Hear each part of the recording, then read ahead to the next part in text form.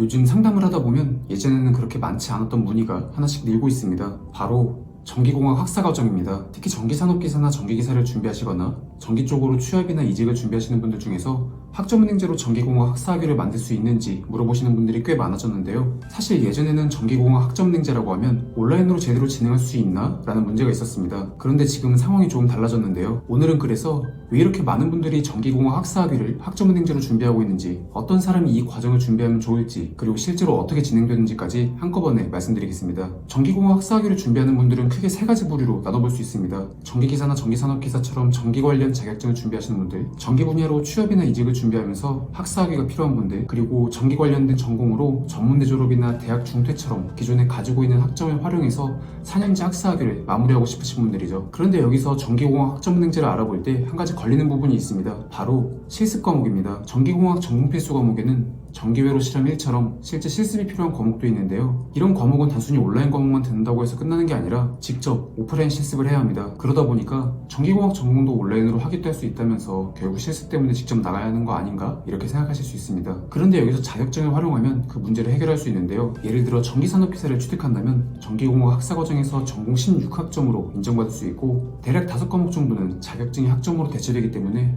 껄끄러운 과목을 안 들어도 되는 그런 상황이 생깁니다. 그래서 이렇게 플랜만 잘 설계하면 전체 과정을 온라인 수업 중심으로 진행하는 방법으로 만들 수 있습니다. 그리고 이 부분에서 예전과 지금의 차이도 하나 있습니다. 사실 과거에는 학점은행제에서 전기공학 관련돼서 온라인 수업 과목 자체가 지금처럼 이렇게 온라인으로 개설되어 있지 않았습니다. 그래서 전기공학 학사학위를 준비하려고 해도 필요한 온라인 과목을 찾는 것부터가 일이었는데요. 그런데 최근에는 전기공학 관련된 온라인 수업들이 많이 개설되면서 온라인 수업만으로도 학위를 취득할 수 있는 그런 상황이 됐습니다. 그래서 혹시나 예전부터 학점은행제를 알아보셨거나 아니면 예전에 알아보신 분이라면 지금 현재는 전기공학도 온라인 과정만으로 진행이 가능하다는 점 참고해 주셨으면 좋겠습니다. 자, 그럼 여기서 중요한 게 학위 취득까지 걸리는 소요 기간인데요. 이건 사람마다 조금 다릅니다. 고졸인지 전문대졸인지 4년제 대학을 졸업했는지, 그리고 기존에 가지고 있는 학점이 있거나 아니면 자격증이 있느냐, 이런 부분에 따라서 필요 학점과 기간이 완전히 달라지기 때문입니다. 그래서 제가 지금 화면에 최종 학력별로 대략적인 진행 기간을 정리해 놨는데요. 큰 편차가 없으니 참고해 주시면 좋겠습니다. 정리해 보겠습니다. 결국 전기공학 학사학위를 학점은행제로 준비할 때 가장 중요한 건 얼마나 걸리느냐, 이게 아닙니다. 내가 지금 가지고 있는 학점을 어떻게 활용하느냐, 이게 가장 중요한 포인트입니다. 전문대 졸업자가 고졸자랑 똑같은 방법으로 준비할 필요도 없고, 4년제 비전공 대졸자가 대학 중퇴자랑 똑같이 준비할 필요도 없는 겁니다. 그래서 전기공학 학사학위를 학점은행제로 취득하고 싶다고 해서 마냥 온라인 수업부터 신청할 게 아니라 먼저 본인의 최종 학력과 그리고 갖고 있는 학점, 그리고 인정받을 수 있는 학점, 이런 부분을 먼저 꼭 확인해 주세요. 그리고 나는 전기공학 학사 과정을 준비한다고 했을 때 실제로 몇 학점이 필요한지, 기간은 얼마나 걸리고 총 비용은 얼마나 발생하는지,